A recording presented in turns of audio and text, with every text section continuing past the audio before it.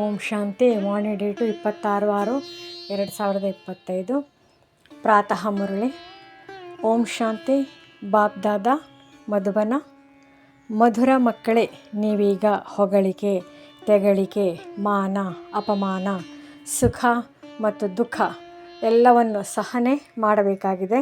ನಿಮ್ಮ ಸುಖದ ದಿನಗಳು ಈಗ ಸಮೀಪ ಬರುತ್ತಿದೆ. ಪ್ರಶ್ನೆ: ತಂದೆಯು ತಾವು ಬ್ರಾಹ್ಮಣ ಮಕ್ಕಳಿಗೆ ಯಾವೊಂದು ಎಚ್ಚರಿಕೆ ನೀಡುತ್ತಾರೆ? ಉತ್ತರ: ಮಕ್ಕಳೇ, ತಂದೆಯೊಂದಿಗೆ ಮುನಿಸಿಕೊಳ್ಳಬೇಡಿ.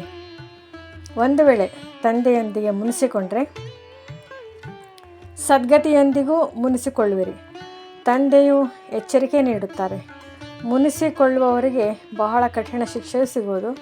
ಪರಸ್ಪರ ಬ್ರಾಹ್ಮಣಿಯರೊಂದಿಗೆ ಮುನಿಸಿಕೊಂಡರೂ ಸಹ ಆಗುತ್ತಾ ಮುಳ್ಳಾಗಿ ಬಿಡುವಿರಿ.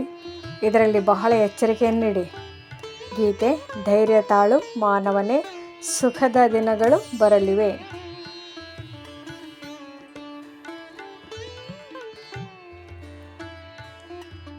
ಧಾರಣೆಗೋಸ್ಕರ ಮುಖ್ಯ ಸಾರ. ಮೊದಲನೇದು, ಯಾವುದೇ ಕಾರಣದಿಂದ ವಿದ್ಯೆಯನ್ನು ಬಿಡಬಾರದು.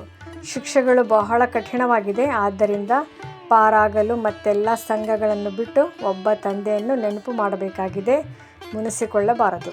ಎರಡನೇದು, ಜ್ಞಾನದ ಇಂಜೆಕ್ಷನ್ ಅಥವಾ ಅಂಜನವನ್ನು ಕೊಡುವವರು ಒಬ್ಬ ತಂದೆಯಾಗಿದ್ದಾರೆ. ಆ ಅವಿನಾಶಿ ತಜ್ಞರಿಂದ ಯಾವುದೇ ಮಾತನ್ನು ಮುಚ್ಚಿಡಬಾರದು. ತಂದೆಗೆ ತಿಳಿಸುವುದರಿಂದ ತಕ್ಷಣ ಅವರಿಂದ ಸಾವಧಾನ್ ಶಿಕ್ಷಣ ಸಿಗುವುದು. ವರದಾನ: ಶರೀರದ ಆರೋಗ್ಯ, ಮನಸ್ಸಿನ ಖುಷಿ ಮತ್ತು ಧನದ ಸಮೃದ್ಧಿಯ ಮುಖಾಂತರ ಶ್ರೇಷ್ಠ ಭಾಗ್ಯವಾನ್ ಭವ. ಸಂಗಮಯುಗದಲ್ಲಿ ಸದಾ ಸ್ವಯಂನಲ್ಲಿ ಸ್ಥಿತರಾಗುವುದರಿಂದ ಶರೀರದ ಕರ್ಮಭೋಗ ಶೂಲದಿಂದ ಮುಳ್ಳಾಗಿ ಬಿಡುತ್ತದೆ. ಶರೀರದ ರೋಗ ಯೋಗದಲ್ಲಿ ಪರಿವರ್ತನೆ ಮಾಡಿಬಿಡುವಿರಿ.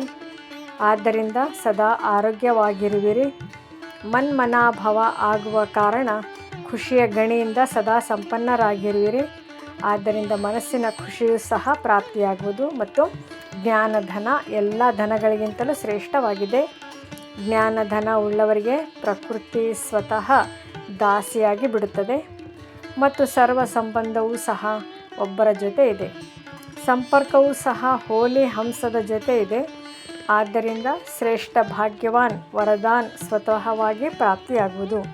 ಸ್ಲೋಗನ್: ನೆನಪು ಮತ್ತು ಸೇವೆ ಎರಡರ ಬ್ಯಾಲೆನ್ಸ್ ಆಗಿದೆ ಡಬಲ್ ಲಾಕ್. ಅವ್ಯಕ್ತ ಸೂಚನೆಗಳು: ಆತ್ಮಿಕ ಸ್ಥಿತಿಯಲ್ಲಿರುವಂತಹ ಅಭ್ಯಾಸ ಮಾಡಿ ಅಂತರ್ಮುಖಿಯಾಗಿರಿ. ಯಾವುದೇ ಬಲಹೀನ ಆತ್ಮಗಳ ಬಲಹೀನತೆಯನ್ನು ನೋಡಬೇಡಿ. ವೆರೈಟಿ ಆತ್ಮಗಳಿದ್ದಾರೆ ಎನ್ನುವ ಮಾತು ಸ್ಮೃತಿಯಲ್ಲಿರಲಿ. ಎಲ್ಲರ ಪ್ರತಿ ಆತ್ಮಿಕ ದೃಷ್ಟಿ ಇರಲಿ. ಆತ್ಮದ ರೂಪದಲ್ಲಿ ಅವರನ್ನು ಸ್ಮೃತಿಯಲ್ಲಿ ತರುವುದರಿಂದ ಅವರಿಗೆ ಶಕ್ತಿಯನ್ನು ಕೊಡುತ್ತೀರಿ. ಆತ್ಮ ಮಾತನಾಡುತ್ತಿವೆ. ಆತ್ಮದಲ್ಲಿ ಸಂಸ್ಕಾರ ಇದೆ. ಈ ಪಾಠವನ್ನು ಪಕ್ಕಾ ಮಾಡಿ, ಆಗ ಎಲ್ಲರ ಪ್ರತಿ ಸ್ವತಃವಾಗಿ ಶುಭ ಭಾವನೆ ಇರುವುದು.